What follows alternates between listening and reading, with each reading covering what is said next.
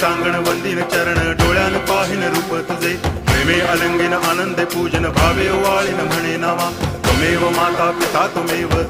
बंधुश्च सखा त्वमेव विद्या करुणं त्वमेव सर्वं मम देव कायेन वाचा मनसेन्द्रियैर्वा बुद्ध्यात्मना वा प्रकृति स्वभावात् करोमि यद्यत् सकलं परस्मै नारायणायति समर्पयामि अच्युतं केशवं रामनारायणं कृष्णदामोदरं वासुदेवं हरि गिरिधरं माधवं गोपिकावल्लभं जानकीनायकं रामचन्द्रं भजे हरे राम राम